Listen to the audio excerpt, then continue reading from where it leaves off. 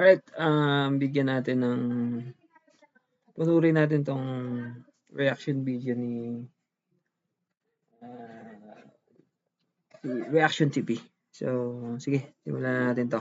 Ano din natin, mga punto de vista niya dito. Right?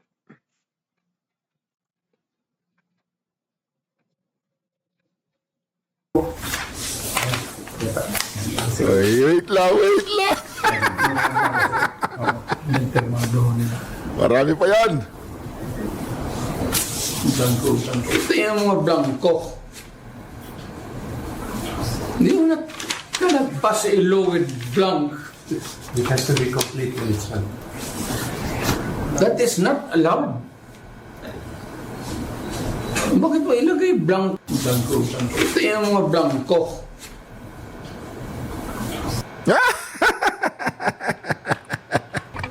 Oy, Bobong Marcos, tingnan mo yan. Blanco. Chief Justice, blanco po. Oy, tama los. Oy, tama los. Blanco.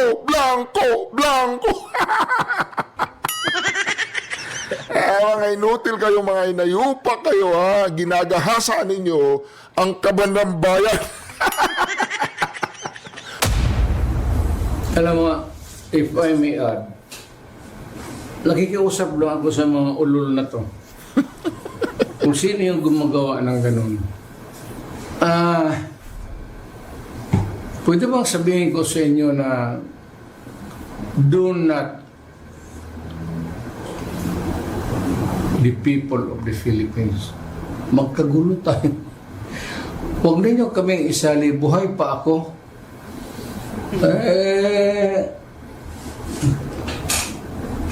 Saka nandyan yung military pati. Are you a small business owner? Get customized insurance and Skip mo yan. Bolis hindi papayag ng I know them. The ever vigilant na military pati police. Hindi papayag ng you better, kayong nasa bureaucracy, better stand up straight and be counted as a true Filipino. Otherwise, you are asking for your early demise.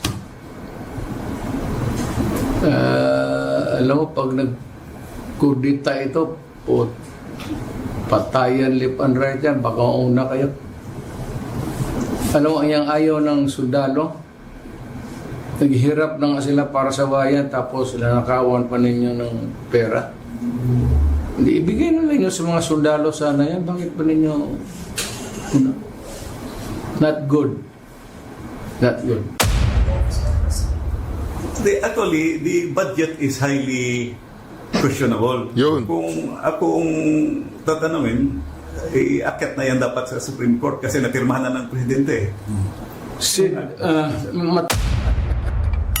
Yan ang mahirap po kapag ang Pangulo ay hindi attorney. Pag ang Pangulo ay walang alam sa batas. Kapag ang Pangulo ay alam lang niya ay pambubudol.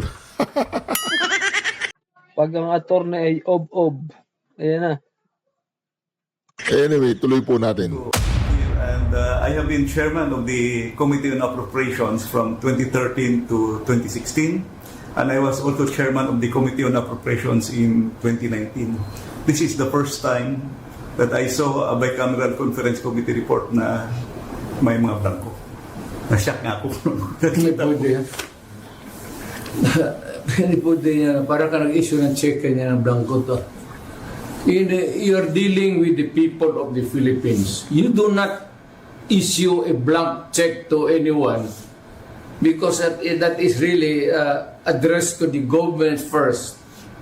At ang mga taga-gobyerno ang maglagay ng ano yung sabi? Sila na ang maglagay, ang sekretary o ang direktor? Anong kalokohan ng naisip ninyo niya? Alright, Reaction TVPH nagbabalik po. Reaction. Napakaganda po ng pag-uusapan natin ngayon. Totoo kayang makukulong na si BBM dahil dyan sa pagpirma niya dyan sa budget ng 2025? Totoo kayang makukulong din si Tambaluslos at ang tinatawag nilang Appropriation Committee? Lahat po ng pumirma doon sa 2025 budget, national budget, ay totoo kayang pwede silang makulong? Yan po ay lilinawin po ng ating pinakamagaling, pinakamamahal na Presidente ng Pilipinas, si President Rodrigo Roa Duterte. Ayan po mga ka-reaction, pero bago po tayo magpatuloy sa ating napakagandang reaction video, huwag po ninyong kalimutan mag-subscribe. Ayan po ang ating silver play button. Maraming salamat po sa lahat ng mga nag-subscribe na. Nakuha na po natin ang ating silver play button 3 months ago. So 4 months pa lang po tayo ngayon. We are road to 400,000 subscriber dahil po hindi lang subscribers yun. Road.com. Mga ka-reaction, ito na, napakalaking problema po na kinaharap ng lahat ng mga sangkot dito sa pagpirma at lahat ng sangkot dito sa paggawa ng batas na pambansang budget natin sa 2025. Mantakin po ninyo mga ka-reaction, yung cheque puro blanco. Pero pumirma ang mga hungas. Ito po mga ka-reaction, tingnan po natin ito. Ito po, dito mga ka-reaction. Let's go directly to the page SP11 to SP12. Pwede naman siguro i-flash ito sa ating screen, no?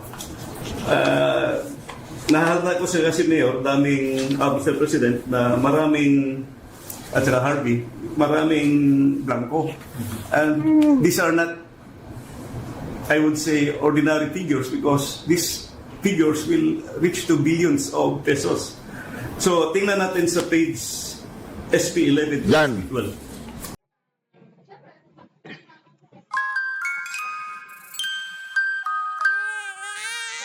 Big ideas,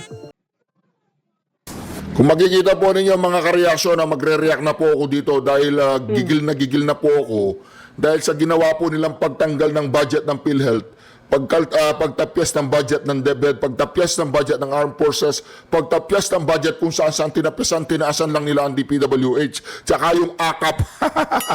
Pero dito mga ka-reaction, pwede pong makulong. Pwedeng makulong ang mga sangkot dito sa kaanimalan na to na ginagawa ng Administrasyong Bobong Marcos. Mga ka-reaction, hindi po tayo natutuwa dahil ganito ang ginawa nila.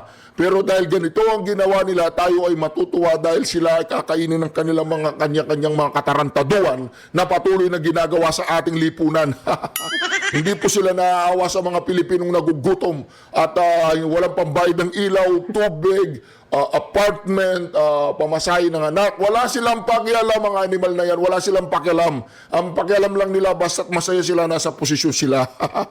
Ayan po, ayan o. Line 49. After the acronym NIA, delete the amount in figures 74 billion 570 million 743. 743,000 and replace with blank. Blank. Kita naman sa screen. Blank. Line number 52. After the acronym PCA, delete the amount in figures 889 million 065,000 and replace with blank. Blank. After the word total, delete the amount in figures 104 Billion. billion 800. 820 million Yeah. 715,000 and replace with blank. Blank. At saka sa number 7, you will see the amount. Dito sa Bicameral Conference Committee report ito. NIA is blank, PCA is blank, total is Blank. blank. So maraming pages ito na ganito. Kung isa-isahin natin, I think 13 pages pa yung nakita ko na blanco at saka pati na yun sa unprogrammed appropriations. At saka may nakita din akong observation. Annex A. Sa page SP11 of the BICAM report, it says that the Agricultural and Fisheries Modernization Program of 146,335,937,000 yun sa BICAM report. However, pagdating sa GAA, General Appropriations Act, ang lumabas na figure is only 126,728,000,000. Naku po, layo po. 21,000. Ang ibig sabihin, merong discrepancy. Yun, So, 20 billion. paano nagka-discrepancy? So, with all this, Grabing pambubudol yan. with all these findings, Busog na busog ang mga buaya sa Kongreso. makikita natin na defective yung BICAM report. Yun! Bakit pinirmahan ng members? So, Pinirmahan! the House and the Senate ratified defective BICAM report. In other words, apektado yung ating GAA. Naku po. Because BICAM report was defective. What was ratified by both houses is Defective. defective. Ang daming kulang na blanco. That can be shown in the BICAM report at pirmado. So, yun ang aking nakikita na findings. Thank you, Congressman Sig. Just before we get the input, the insights of President Duterte, just to refresh the timeline, this bicameral report was signed and ratified last December 11. Yes, December 11, ang final meeting nila ng Bicameral Conference Committee report at pinirmahan ng members. And on the same day, December 11, the 222 pages Bicameral Conference Committee report was ratified by the Senate and the House. So both houses ratified it, and the enrolled bill was signed by the President December 30, 2024. Correct.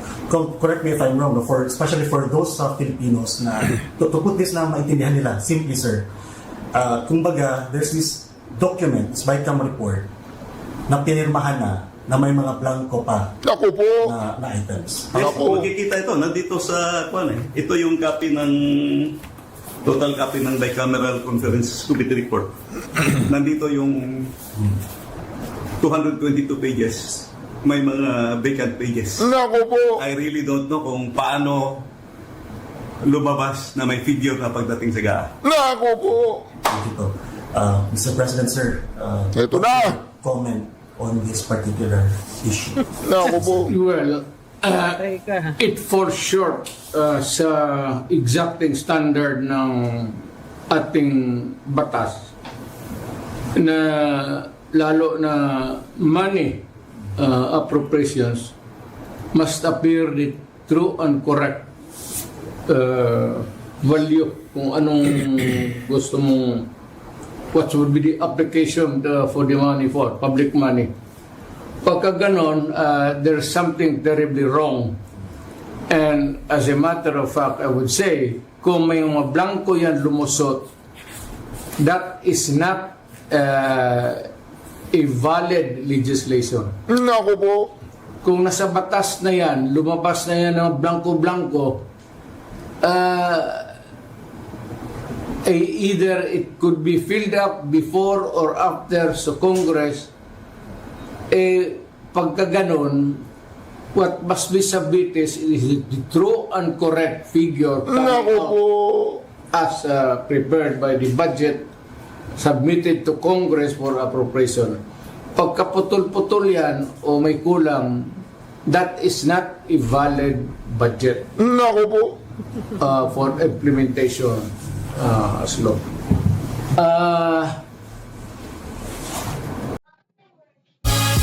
Supercharge your business with the all-new Shopify point of sale, the all-in-one POS solution built on the world's most powerful commerce platform. It's not only inaccurate, but I think the budget is in totality invalid. Yun. Hindi na pwede mag-blanco-blanco dyan sa pera ng tao. Ano ka man? It's people's money. Maglagay ka ng mga mga provisions, but without the true and correct items or money that would be appropriated by Congress by the people owning the money. So everything must be explained clear, patent, without doubt na itong pera na ito para ito sa ganito. Naku po. Itong para na ito para sa eskwelahan, ito para sa agriculture. But you do not leave any item there vacant. Itong pera na ito blanco to be filled up later on. That is not allowed by law. Yan yung sinasabi And natin. that budget is already, I would like to remind Congress, mali ho yan. Yun, mali. Invalid. Please correct it. Correct. Or recall the budget and demand an explanation kung bakit dumating sa inyo yan na ganun kablangko. Yun. We are not, para ka binigyan ka ng blanco check dyan, o sige, bahala na kung ano ilagay ninyo. In the same manner, yung mga blanco-blanco dyan, whatever or whoever corresponds to that particular item is free to just fill up the amount. That is not by all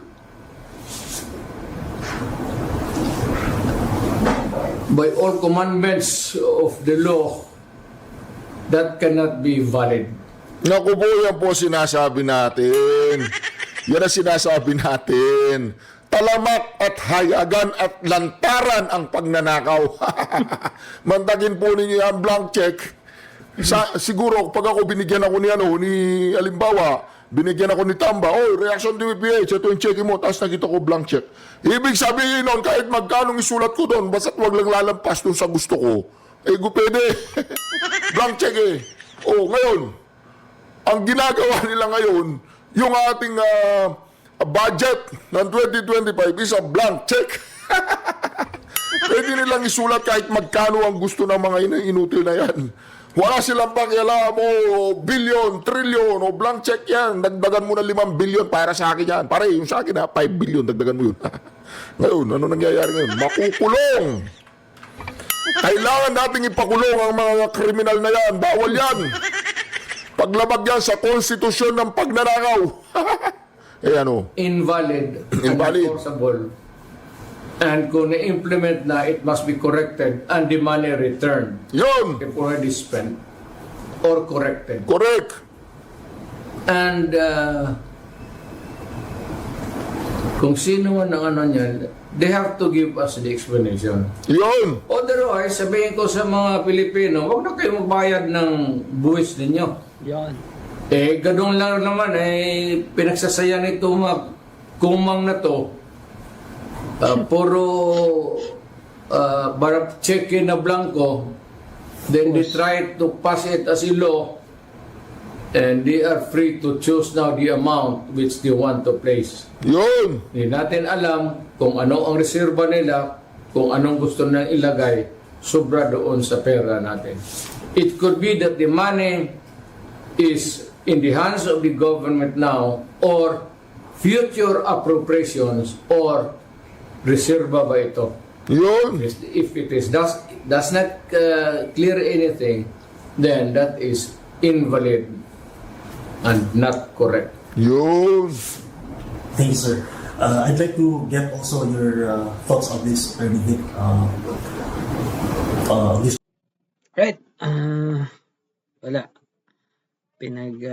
Lololoko tayo ng mga nakupo. Then, hayagan ng mga pagnanakaw.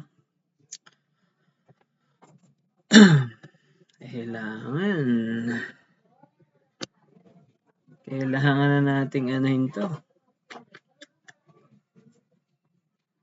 Alright. Nandito na lang to.